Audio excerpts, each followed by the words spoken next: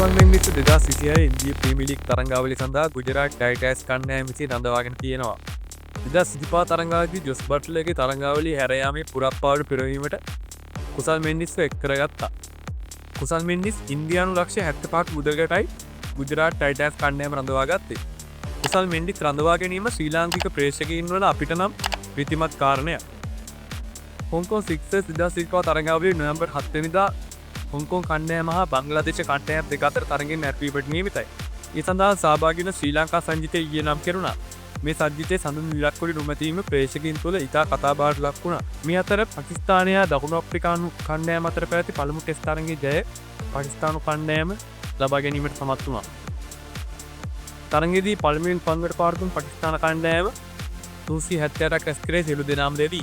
එදී සල්මන් නාගා සුපිරි පිටෑරමේ දියත් කරමින් ලකුණු 93ක් හා ඉමාම් මුල්ලත් ලකුණු 93ක් රැස් කළා. දෙවනි ඉනිම ක්‍රීඩාවේරපු දකුණු අප්‍රිකානු කණ්ඩායම සියල්ලන් දෙවි රැස් කරේ 269යි.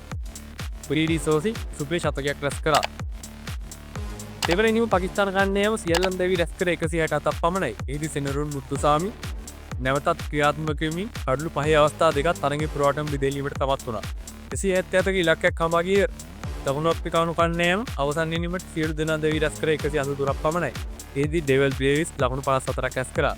නෝමන් නලි කඩලු 4ක් දාව ගත්තා. තරගයේ වීරයා වුණේ නෝමන් නලි. ඒ අනුව තර එකක් ලෙස පාකිස්තාන කණ්ඩායම ඉදිරියට සිට්ටා. කෙන් විලියම්සන් 2026 වාරයට පෙර IPL ෆ්‍රැන්චයිස් ලක්නෝ සුපර් ජයන්ට්ස් සමග උපාය මාර්ගික උපදේශකයෙකු ලෙස එක් වී ඇති බව කණ්ඩායම හිමිකරු සංජීව ගෝයන්කා බ්‍රහස්පතින්දා සමාජ මාධ්‍ය ඔස්සේ ප්‍රකාශ කරා. ඔහු පවසා සිටියේ ඔහුගේ නායකත්වයේ උපාය මාර්ගික තීක්ෂණ බුද්ධිය ක්‍රීඩාව පිළිබඳ ගැඹුරු අවබෝධය සහ ක්‍රීඩකින් දිරිමත් කිරීමේ හැකියාව ඔහු කණ්ඩායමේ අගනා එකතු කිරීමක් බවට පත් කරයි. 35 වසරේ නවසීලන්ත හිටපු නායක කේන් විලියම්සන් ගැන ගෝයන්කායි. විලියම්සන් මෙසේ පැවසීය. ලක්නෝ සුපර් ජයන්ට්ලා එක්වීමට ලැබීම ගැන මම ඇත්තෙම සතුටු වෙනවා.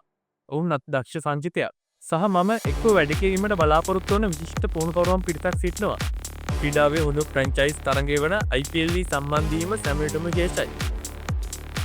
සවුත් අප්‍රිකා 20 තරගාවලියේදී ඔවුන්ගේ ඩර්බන් සුපර් ජයන්ට් කණ්ඩායම සමග කොටසක් වූ විලියම්සන් අවසන් වරට නවසීලන්තයෙන් ක්‍රීඩා කරේ මේ වසරේ මාර්තු මාසයේදී ඉන්දියාවට එරෙහිව චැම්පියන්ස් කුසලාන අවසන් මහා තරගයේදී.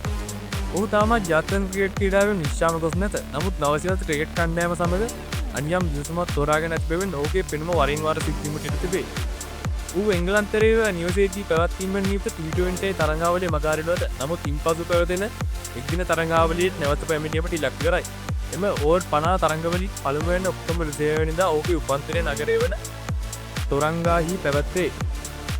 IPL ප්‍රවීණයෙකු වල විලියම්සන්ට පහුගිය වාර දෙක තුනම එතරම් දෙයක් කිරීමට සිදු වුණේ නැහැ.